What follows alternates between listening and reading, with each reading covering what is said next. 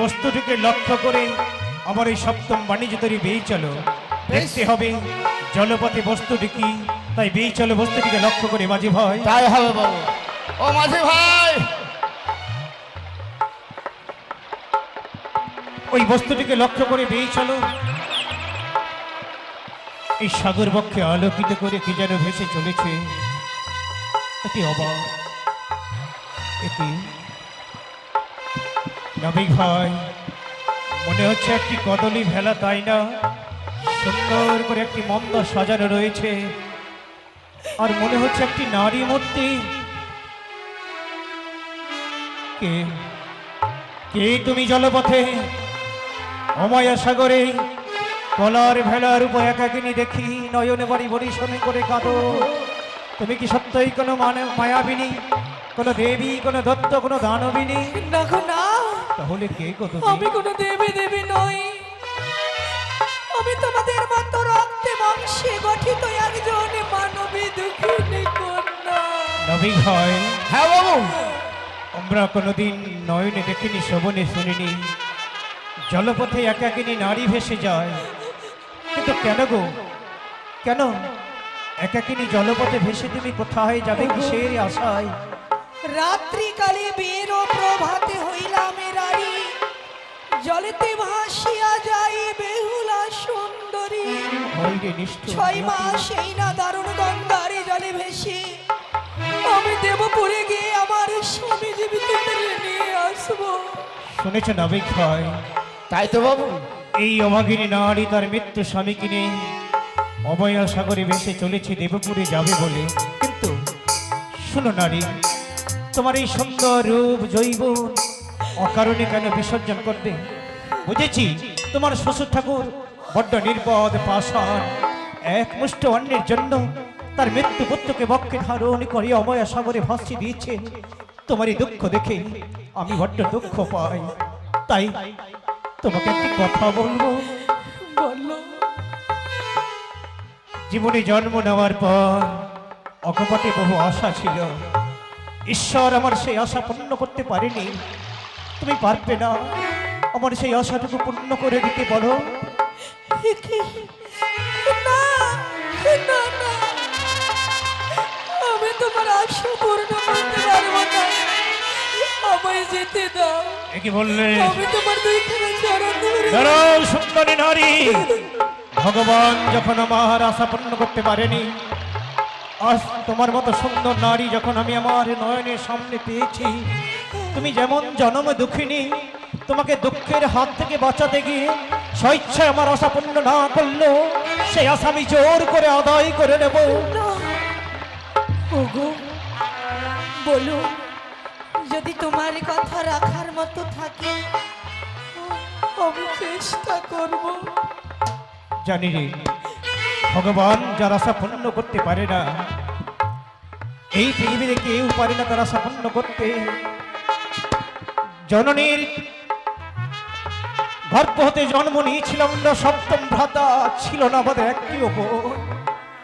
তাই চেয়েছিলাম তোমার ওই সুন্দর রূপটি দেখে বোনের স্থানে স্থান দিয়ে অকপটে নিয়ে যাবো আমাদের রাজপ্রাসাদে। প্রাসাদের উত্তর করে নির্মাণ করে দেবো সুন্দর করে একটি মন্দির, আর সেই মন্দিরে বসে প্রত্যেকদিন গীতা মহাভারত পাঠ করতে দেব।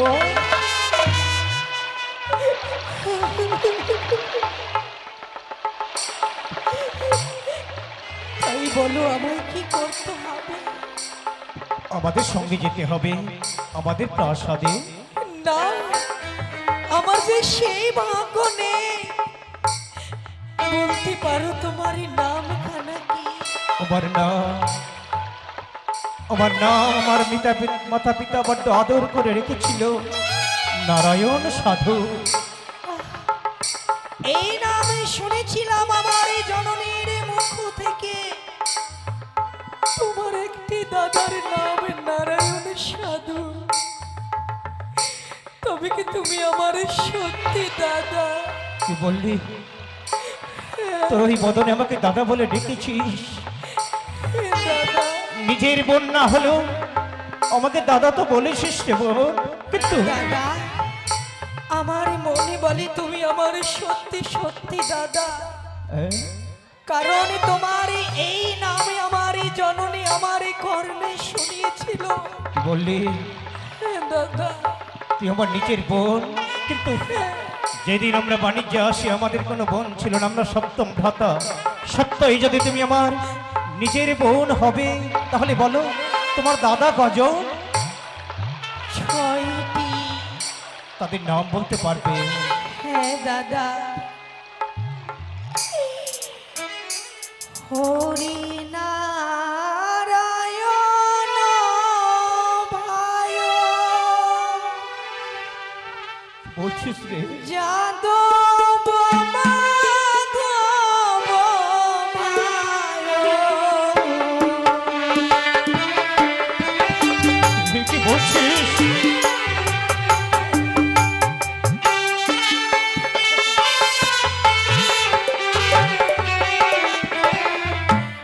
হরি নারায়ণ ভায়, যাদব মাধব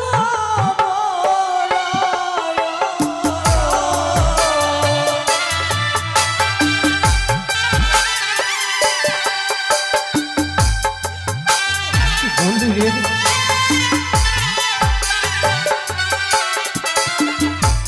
শঙ্কয় বঙ্কয় 6টি ভাই।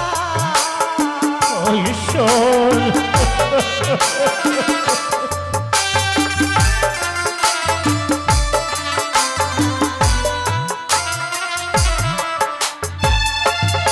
না, শুনেছো বিশ্বাস দাদা? করতে পারি না। এতক্ষণে বুঝতে পারলাম নিশ্চয়ই কোনো মায়াবিনী রাক্ষসী হয়তো মায়ার জাল বিস্তার করে আমাদের ধ্বংস করবে। কিন্তু বল, 6টি দাদার নাম যা বললি যদি সত্যই হয়, তোর এই পিতার নাম, গর্ভধারিণী জননী নাম কি বলতে পারিস? অবশ্যই দাদা, উজানি নগরী ঘরে পিতা সাই সদাগর, মায়ের নামও অমলা বেনানি। সত্যই বলছিস? সাই সদাগর তোর এই পিতা? তাই যদি হবে, যেদিন আমি বাণিজ্যে আসি আমার গর্ভধারিণী জননীকে এটি গুপ্ত কথা বলেছিলাম। তাছাড়া বল, তোর বৌদিদের নাম বলতে পারবি? অবশ্যই দাদা,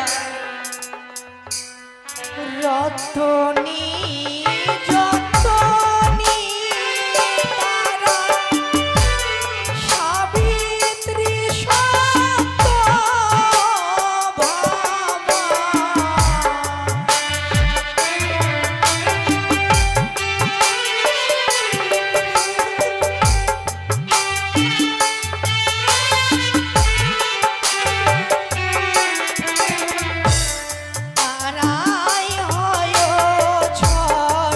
অনুপমা।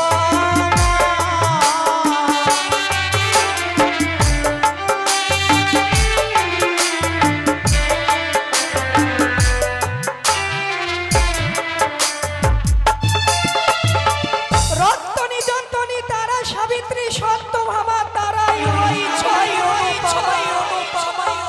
এই যদি সত্যই হবে, সত্যিকারের যদি আমি তোর দাদা হব, তাহলে নিশ্চয় মায়ের মুখে হয়তো শ্রবণ করেছিস। বল, যেদিন আমি এই উত্তর শহরে বাণিজ্য করতে আসি, আমি আমার গর্ভধারিণী জননীকে এমন কি গোপন কথা বলে এসেছিলাম? বল।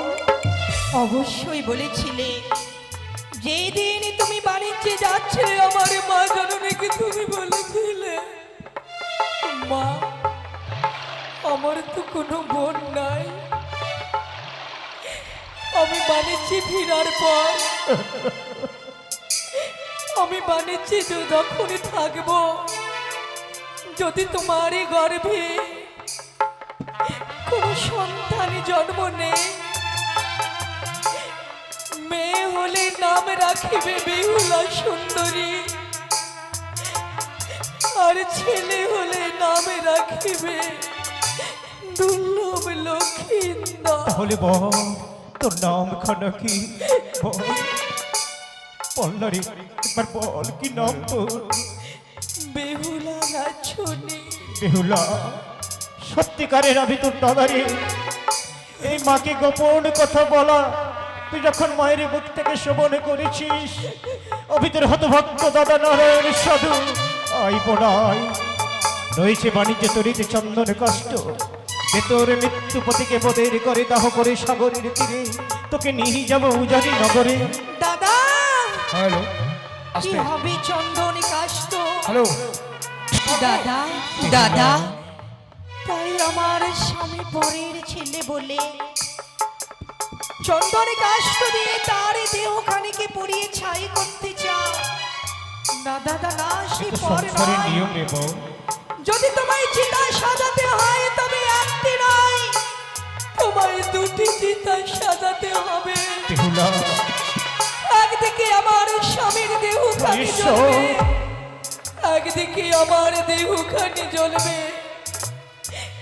আর যদি আমার স্বামী পরের ছেলে হয় তবে তোমরাই বলো দাদা, আমার যদি মাতৃকুলে কেউ মারা যাবে আমায় কতদিন বাঁচতে হবে বলতে পারো? মাত্র 3 দিন।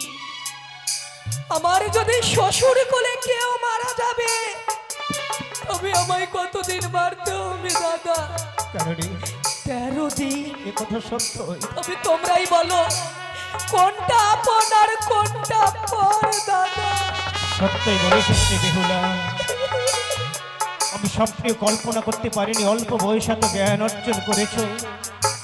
হয়তো জানি রাজপ্রাসাদে মায়ের মুখে মহাভারত কথা সবকিছু শ্রবণ করেছ, তাই মনে মনে যে ব্রত করেছিস ঈশ্বর হয়তো অবশ্যই পূর্ণ করবে রে বোন। স্বামী পদে মতি ভক্তি রেখে যদি অকুল সাগরে ভেসে যাওয়া যায়, নারীর অকারণে যদি স্বামীর মৃত্যু হয়, পতিব্রতা সতী রমণীদের সতীরা নিজের আয়ু দিয়ে পতির আয়ু বাড়িয়ে নেই, তাকে আর ফিরিয়ে নিয়ে যাবো না। কারণ পণ্ডিতে কি বলেছে জানিস? পণ্ডিতে বলেছে সর্বরি ভূষণাং চন্দ্র, পৃথিবী ভূষণাং রাজা, নারী নাগ ভূষণাং পতিবিদ্যা সর্বস্ব ভূষণাং, নিয়তির শোভাচাঁদ পৃথিবীর অলঙ্কার রাজা, নারীর ভূষণ পতিবিদ্যা সবার জ্যোতির। এবং ইহ জগতে হাজার হাজার নক্ষত্র প্রস্ফুটিত থাকলেও একা চন্দ্র না থাকলে যেমন আলো পৌঁছে দিতে পারে না, তদ্রূপ ওই নারী জীবনে মাতা পিতা ভাই ভগ্নী ইত্যাদি পরিপূর্ণ থাকতেও স্বামী ছাড়া নারীদের জীবন চির অন্ধকার। তাই যা তুই পথে ফিরিয়ে পর আশায় ভেলা বই যা স্বর্গের পথে। বিদায় বেহুলা।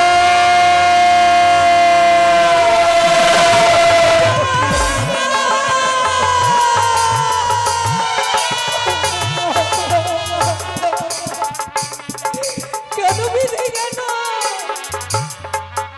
আমায় নবীন বয়সে কেন বিধবা সাজিয়ে দিলে? কেন সাজিয়ে দিলে?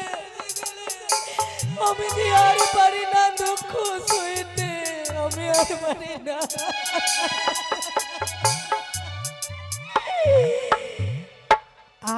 আমায় বিধবা